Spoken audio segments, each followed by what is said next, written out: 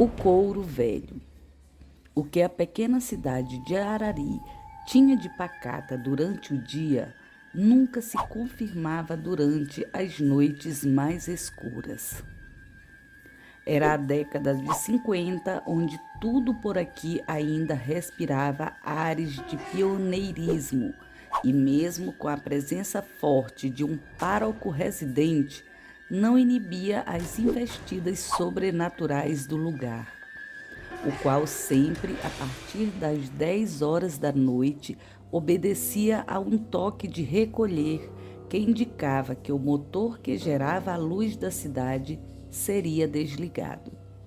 Foi assim que nas primeiras ruas, durante as madrugadas, especialmente naquelas próximas à igreja matriz, um estranho fenômeno de cunho barulhento de algo sendo arrastado começou a preocupar e assustar a todos. 2 moradores de uma dessas ruas decidiram, enfim, descobrir o que provocava aquele arrastar noturno sem sentido. Esconderam-se numa moita de algodão bem alta e esperaram até a hora tradicional do fenômeno, 00:30, com a ajuda da lua clara daquela noite.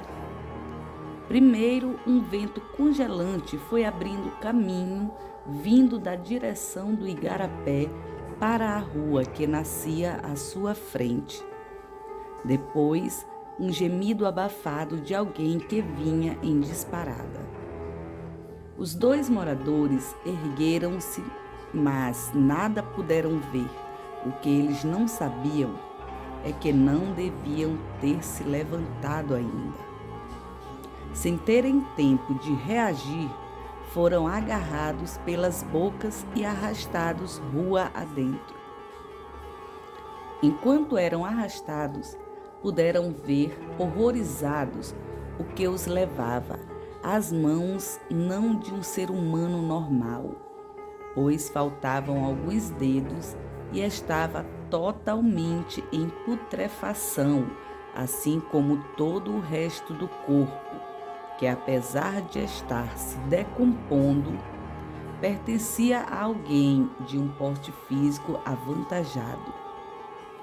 Eles não viram o rosto, mas as roupas eram trapos como aqueles usados pelos escravos nas senzalas.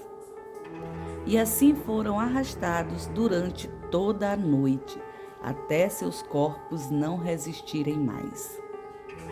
Pela manhã, os corpos dos 2 homens foram encontrados próximo ao prédio da Capitania dos Portos, totalmente lavados de sangue e cheios de moscas por cima.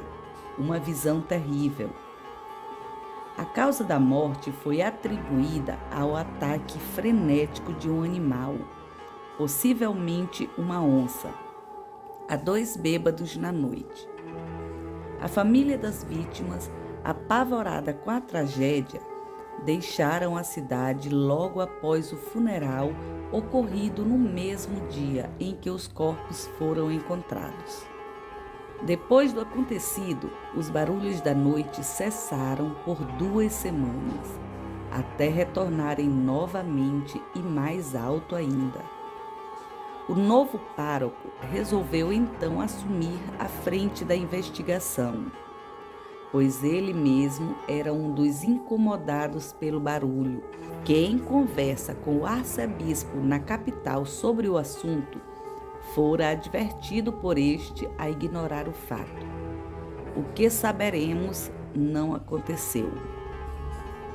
O jovem padre ficou de guarda na torre da igreja matriz desde o início daquela noite de quinta-feira, 12º dia daquele mês, e portava na mão um lampião que iluminava a torre quase que como um farol. Já bem próximo da 00:30, um vento gelado soprou e um gemido sofrido ecoou na noite arariense. O padre sabia que tinha que descer da torre e enfrentar o inimigo, mas decidiu esperar mais um pouco. e foi aí que vislumbrou a figura mais horrível em sua vista. Uma criatura encurvada que se parecia muito com um zumbi desses dos filmes modernos.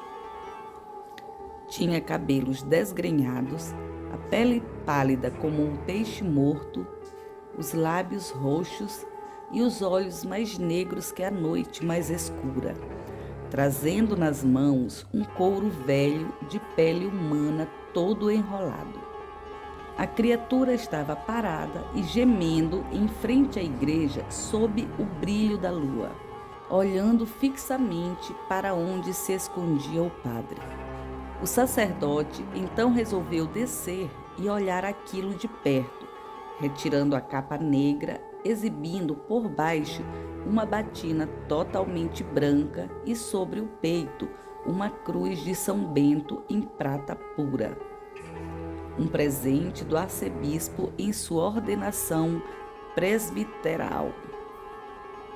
Foi então que a criatura parou de gemer e rastejou até os pés do presbítero, o qual suava como se estivesse ao sol mais quente do verão.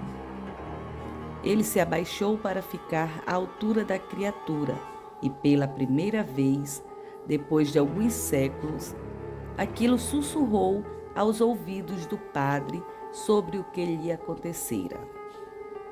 Uma perseguição numa aldeia nativa naquele exato local, ocas queimando, corpos mutilados e o índio esfolado vivo, amarrado a pedras e jogado no findo de um igarapé nas proximidades.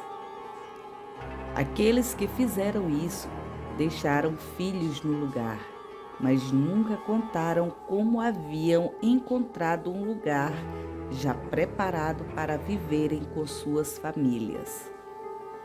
Ao fim da confissão, o padre absolveu o homem que agora parecia como realmente fora antes do crime, e então sumiu numa fumaça branca e ali mesmo, em frente ao pároco. Depois dessa noite, uma missa foi celebrada às margens do igarapé, com pedidos de perdão, e o couro velho nunca mais foi ouvido, sendo arrastado até os dias atuais, onde a lenda havia se perdido no imaginário popular.